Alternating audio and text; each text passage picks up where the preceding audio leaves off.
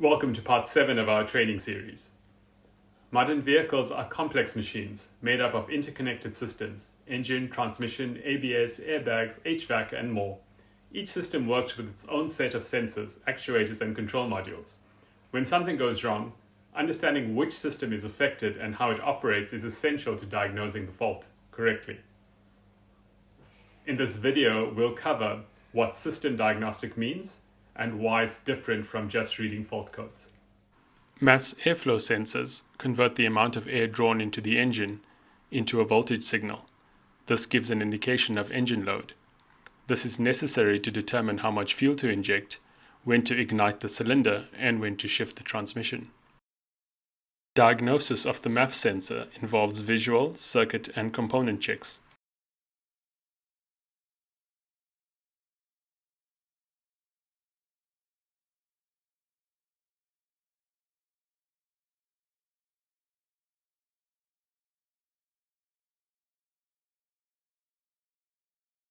This is a list of common MAF sensor fault codes.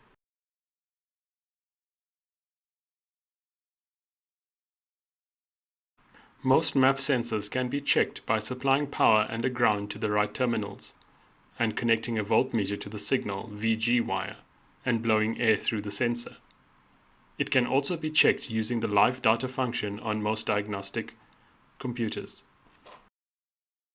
For analog systems, most MAF sensors measure from 0.4 to 0.8 volt at idle, up to 4.5 to 5 volts at wide open throttle. Hot film systems measure 30 Hz at idle, up to 150 Hz at wide open throttle. The engine control unit uses the oxygen sensor input to regulate the fuel mixture, which is referred to as the fuel feedback loop. The oxygen sensor. The inside and outside of the bulb is coated with a porous layer of platinum, which serve as electrodes. The interior of the bulb is vented internally through the sensor body to the outside atmosphere. When the outside of the bulb is exposed to the hot gases of the exhaust, the difference in the oxygen levels between the bulb and the outside atmosphere within the sensor causes a voltage to flow within the bulb. If the fuel ratio is lean, not enough fuel in the mixture, the voltage is relatively low, approximately 0.1 volts. If the fuel ratio is rich, too much fuel in the mixture, the voltage is relatively high, approximately 0.9 volts. When the air-fuel mixture is at stoichiometric, the oxygen sensor produces 0.45 volts.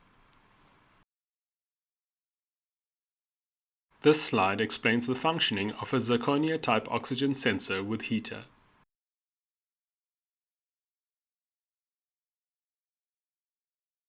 This slide explains the functioning of a broadband-type oxygen sensor with heater.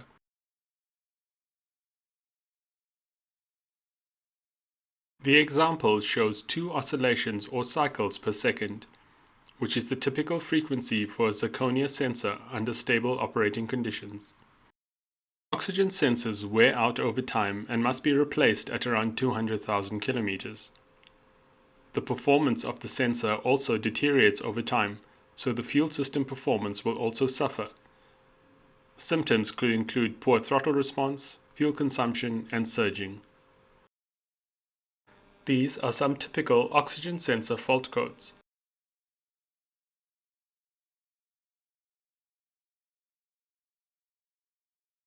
There are many oxygen sensor fault codes. A marginally sluggish oxygen sensor may not produce a fault code. Waveforms for response times may need to be checked to properly diagnose oxygen sensors. CAN bus fault codes.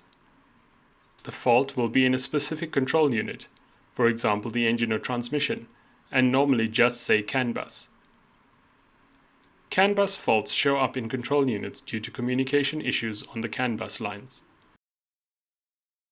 These are some of the other causes of CAN bus faults: resistor failure, failure of the CAN bus cables, failure of control units, failure of voltage or supply, ground to control units, interference in the lines,